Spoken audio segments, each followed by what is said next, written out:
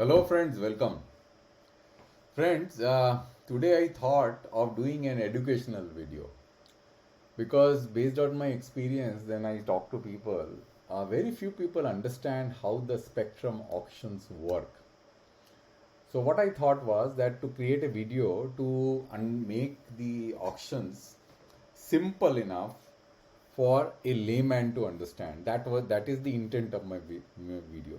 Now, friends, spectrum auction actually is a very complex affair, and for me to synthesize this in a manner that layman can understand can be challenging. And in the process, I might, inadvertently make it a little trivialized. It might get trivialized in the whole process, but just bear with me because this video is for those who have no clue as to how spectrum auction work, and for them I have created a few slides. Now, friends, what I'm going to do is that because this is a very complex process, I would like to go step by step to make you understand what the process is and how this whole process works. Now, this might appear to you, this chart in front of you might appear to you a very complex. Now, let's make it simple. You forget about everything that you see in this chart and focus on my mouse pointer, right? So if you look at my pointer here, you see the pointer that I have, just focus on it. Now, what this pointer is telling you, pointing towards round 1, because the spectrum auction in India actually is not a bidding which is proactively done by the bidders. Bidders only has an option to say only yes and no. So all the control lies with the auctioneer. And let me explain what this basically means. The auctioneer is going to announce a price which the bidders will have to decide whether they want to agree to or disagree. That's all. The bidder doesn't have any other flexibility other than agreeing to the price and the number of slots which he or she intends to bid. So, given this context, let's go step by step. The first is round number 1, because there could be multiple such rounds. I have shown only 3 rounds: round number 1, round number 2, round number 3, and I have shown 4 slots. 4 slots means a spectrum band can be broken down into slots. Slot is a minimum granularity into which a bidder can make a bid. For example, let's say there is a 5 megahertz block available in 800 megahertz for bidding. That block is broken down into 4 slots of each of 1.25 megahertz each. So let's take that as an example. That let's assume that this is a 5 megahertz block broken down into 1.25 megahertz each. So each of block is 1.25 megahertz of width. So total, if you add all these 4 slots, it becomes what? 5 megahertz. Okay. Now you have got 3 bidders, bidder A, B and C. Now, just hypothetically, these are not practical numbers. I'm just giving some hypothetical numbers. Let's assume that bidder number A, bidder A decides to bid 3 slots and agrees with the reserve price which was set as 100 crores per megahertz or per slot, whatever it is. We can basically make one assumption that 100 crores per, let's assume it is per slot. Okay, per slot means plus per 1.25 megahertz. So the bidder A, bids for 3 slots. So 3 number you see here in front of A, that is 3 slots at the reserve price of 100 crores per slot. Bidder number B decides to bid 2 slots, and bidder number C decides to bid 3 slots. Now if you add 3 plus 2 plus 3, it comes out to be what? 8 slots, right?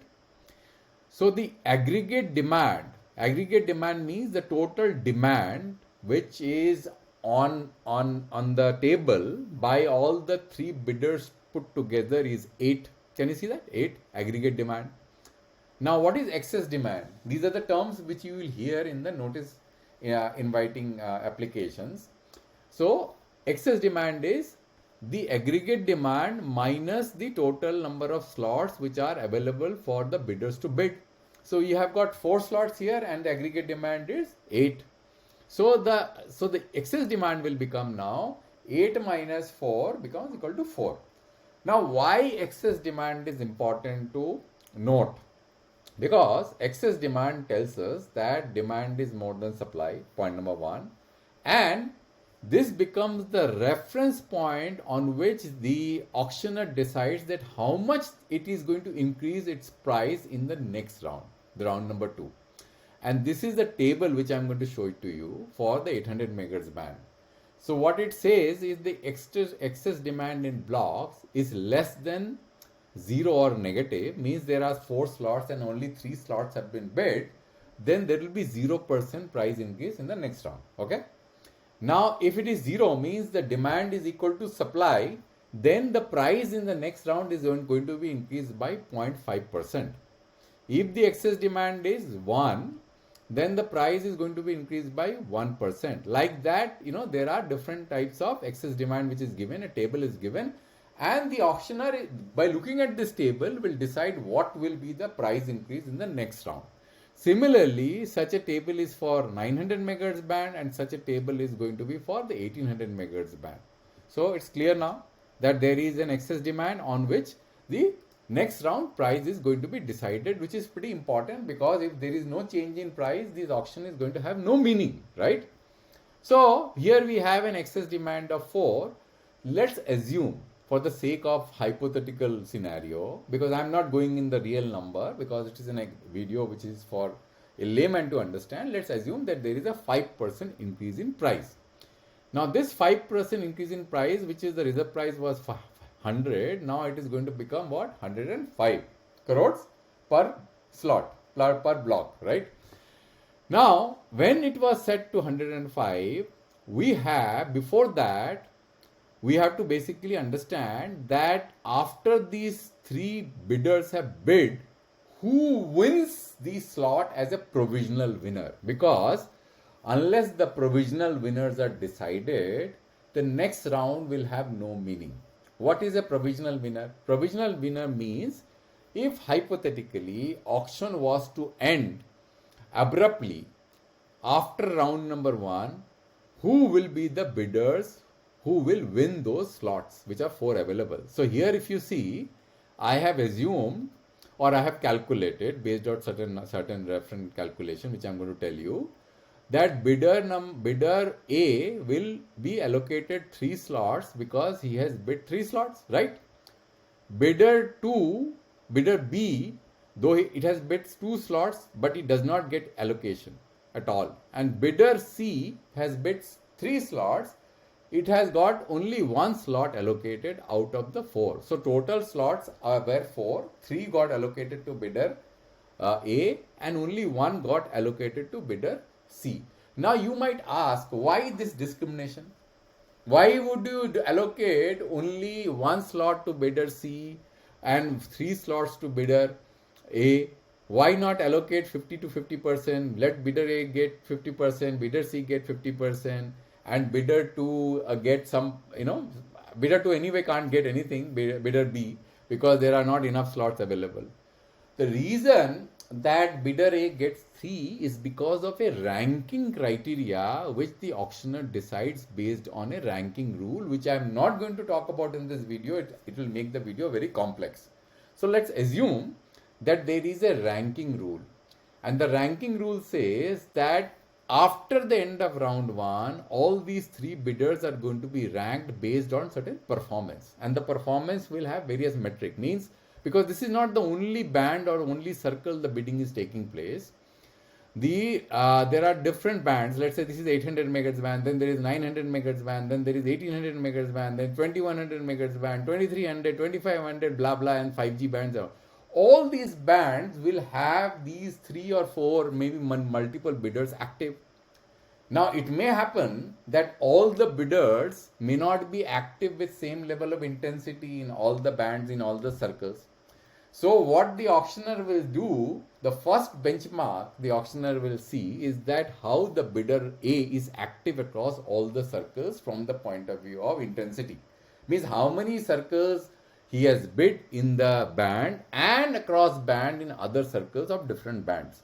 So if he has put more money on the table, then his rank is going to be 1 compared to C, and therefore he will get larger chunk of spectrum, even though bidding of both the players A and C have been equal in this particular band and this particular circle.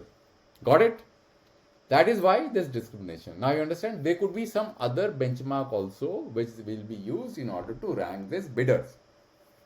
Now, before I go to round 2, it is important for me to tell you that there are certain metric which are set in advance before even the bidders decides to bid in the auction.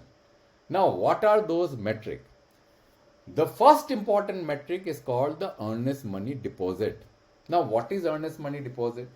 The earnest money deposit is spelled out in the NIA in the following manner. So I have extracted a screenshot of the 800 MHz band to tell you how this table looks.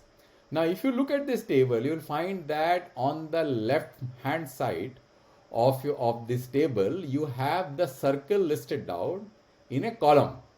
And then you have the quantum of spectrum available for bidding. Then that quantum will get translated into number of blocks, which is, as I told you, that each block is of width 1.25 megahertz. So 10 megahertz means 8 blocks, 6.25 megahertz means 5 blocks, like that, right? So you have got blocks. Then we have reserve price per megahertz and reserve price per block, which is decided here in advance by the auction, by the government, right, before the auction takes place. Then, on the basis of the importance of a particular circle, the government sets out another metric called earnest money deposit. What is earnest money deposit? Earnest money deposit is the amount of money that a bidder has to deposit before the government for it to be eligible to participate in the auction. It is almost like going to a casino and going to the counter and buying certain chips before you are eligible to play on the table. That is the meaning of earnest money. Now, the quantum of earnest money that you buy initially before start of the auction enables you to bid with greater intensity. Larger the number of earnest money, more the number of points which you will have. Like you see the last column, earnest money is mapped with a certain amount of points, like 39 crores per block of earnest money is associated with 250 points. It's almost like paying 39 crores and getting 250 points, right, for you to bid in the auction.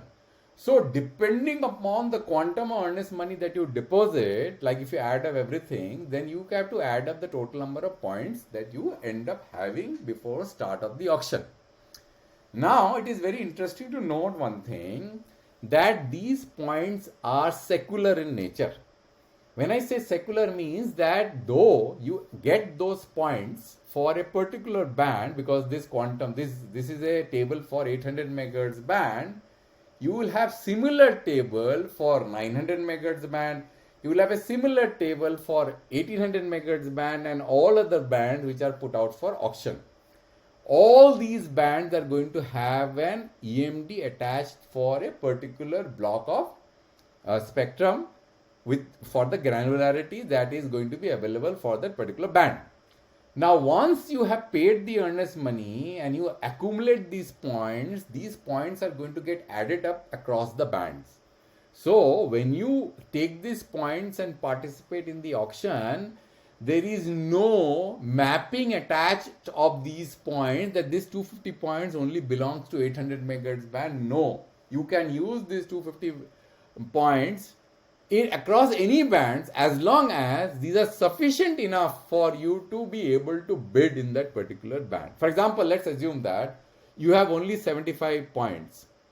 And if you try to bid if in Andhra Pradesh one block, you won't be, because it will require you to bid at least 250 points. Do you get my point? So that is what the constraint that you will have. But on an aggregate basis, it will enable you to apply these points across bands, across circle, everywhere, whenever you need. So it's very important for us to talk about this in the initial part itself before we go to the next round. Now let's recap a little bit so that you don't get confused in this video because of the complexity of this whole exercise. So to just to summarize, I talked about earnest money deposit, which results in certain points. You have those points in your pocket and you start bidding. Let's assume that A has certain amount of points, B has certain amount of points, and C has certain amount of points.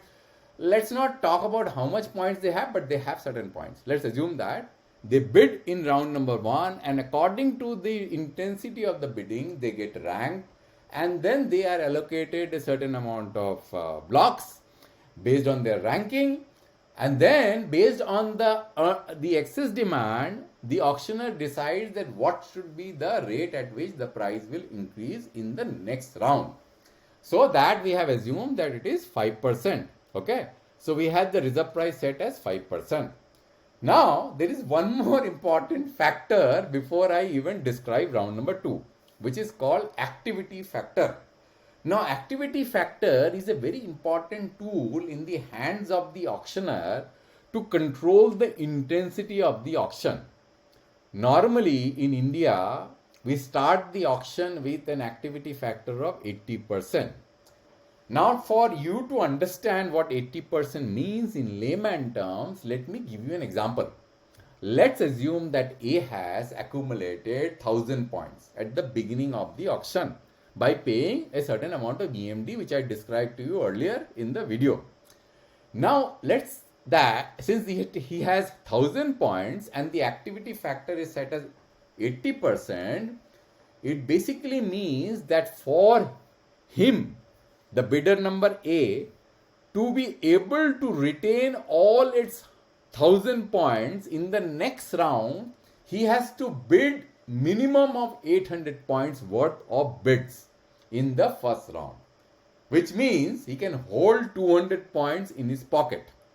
He doesn't have to disclose those 200 points or bid in all the circles.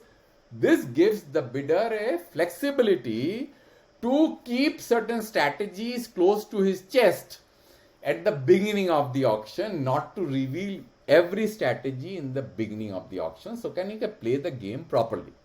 So 20% flexibility he has. Just to recap, starts with 1000 points. The activity factor is 80%. He only bids 800 points worth of bid in the first round and keeps 20% in his own pocket. The reason this is important is that when the activity factor is increased to 90% and then 100%, the bidder does not have any flexibility to keep any points in the pocket. For example, let's assume that he has got 1000 points at the time when the activity factor was set by the auctioneer as 100%. Then if he bids in the next round, after the activity factor has been set to 100%, bids worth of only 500 points, then in the next round, which is follow-up of the round which he has bid only 500 points, he will never be able to bid another 1000 points worth of bid in the subsequent round. Means he has lost that 500 points because he has not consumed that 500 points at the time when the activity factor was set to 100%, right? If it was 90%, then he would have the flexibility to keep 100 points in his pocket. So if he had bid 900 points, he will have the full 1000 points capability to bid in the next subsequent round. So you get it now? So let's go to the next round. The next round, what happens? A bids 0 slots because he's already a PWB. PWB means provisional winning bidder, because he has already been allocated 3 slots. So he doesn't have to bid again, right? B bids 2 slots and C bids 3 slots. Now what will happen? The ranking will change because A has not bid and the C is going to occupy all the slots which were initially given to A in the first round, and B will get 1 slot, right? Now what will happen? Aggregate demand is 5 because you have got, how many bids you have? 2 plus 3, 5. And then what you have? You have an excess demand of 1, and depending upon these excess demand, the percentage of the price increase for the next round is going to change. This is actually wrongly calculated. This would be 105.5, something like that. because this is going to be, the percentage is going to be applied on this. So this is not 101, sorry. Okay, so just bear with me. When I do all this kind of videos, sometimes I commit mistakes, right? So this I will change right now. Let's assume that it is 5.5. Okay. Now in the next round, again A bids 3, B bids 2, C does not bid because C is a. So this is going to, again, like this, A will now become the provisionally winning bidder for 3 slots, B will get 1 and C will get 0, and this is going to continue, right, for a long period of time till the time somebody gives up. Okay. Now when the auction is going to end, that is very crucial. Now, ending of the auction, there were 2 different types of rules which we have followed in our whole auction history. When we started the auction in 2010, at that particular point of time, we wanted the price of the auction proceeds to escalate exponentially, means we wanted the bidder to bid as high as possible, right, to able to extract more money. And this is the reason why the 3G auction price went skyrocketed high. It became so high that, it became the reference price for 2G scam, and everybody had a feeling as if that, we have lost a lot of money. Let me explain that why one of the reasons the auction basically prices went high.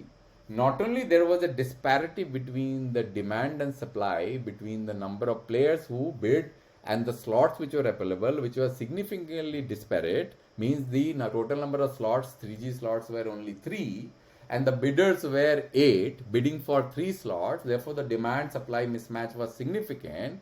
But there was another factor which contributed to the price increase, which was the closing rules. Now, many people will not be aware of what closing rules mean.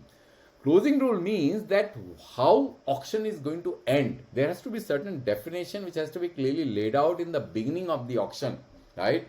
How the auction is going to end. Now, if I tell you that the bidder has no clue whether the auction is going to end in what round, what he's going to do? He's going to continuously keep bidding even though he was a provisional winning bidder in the earlier round, right? And that exactly what happened in 2010 at the 3G auction.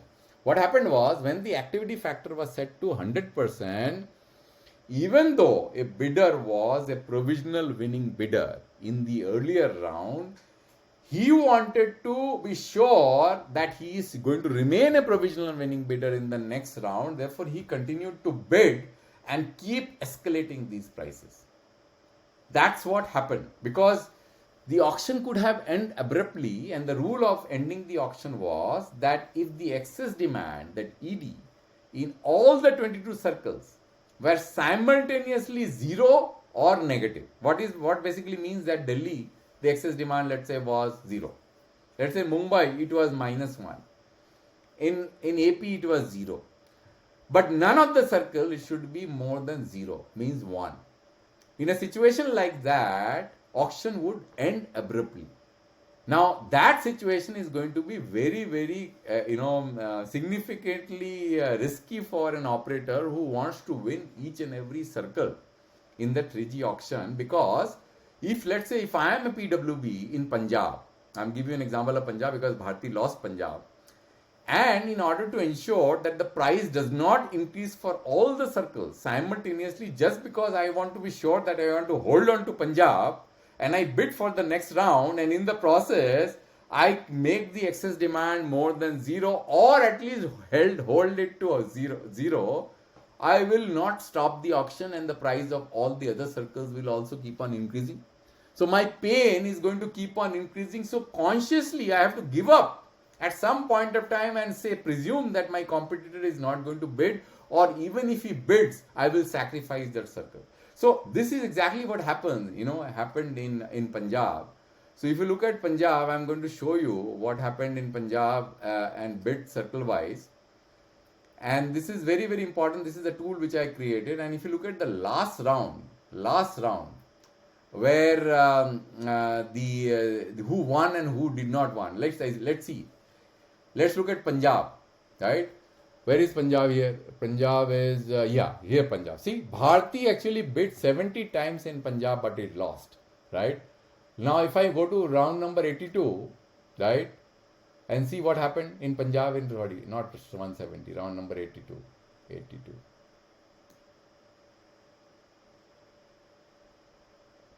See, Bharti won in round number 182. And in the next round, it lost. Why? Because it gave up and the auction abruptly ended in round number 183, right? So this is what the situation is, and that created a huge problem in 2010, and the price escalated significantly, and it became so high that we created a reference price for your 2G scam, and the whole country actually went mad about this 1.76 lakh crores, not knowing these minute details, which were changed later, right? When the bidding took place in for 2014 auction, 2015 auction, the operators complained saying that they should be given an opportunity to decide whether to bid or not rather than the auction ending abruptly. So the auction's closing rules were changed and the auction never ended abruptly. Means the bidder had an option to bid unless they consciously choose not to bid, auction didn't end. Okay. So now I think now you understand, and there are too many things to talk about. You can explore my tool here because there are a lot of data here available which you can basically go and look. Percentage of total, provisional winners. There are a lot of things. This is a full of this tool has a complete history of everything. Which we saw from 2010 till date, right, of the auction. I put out everything here. You can go band by band, choose any of the band, and see what happened in the auction auction. So, my friends, I think I would like to end this video because otherwise this video is going to become very complex and too onerous for anybody to digest. But I hope that anybody who wants to understand spectrum auction now knows little bit, because there are too many other nuances which I can't talk about in this tool. Otherwise, it will become a 2 hours video, which will be very difficult for anybody to grasp. Already 27 minutes have passed. So I'll close this video right now here. And if anybody wants me to further explain certain nuances regarding auction, put a comment in the comment section and let me know what you think and what are your queries. I'll be very happy to answer them. Okay. Thank you for all your time and bearing with me and going through the whole video. And thanks a lot. And I'll come back to with a new video next time. Thank you very much.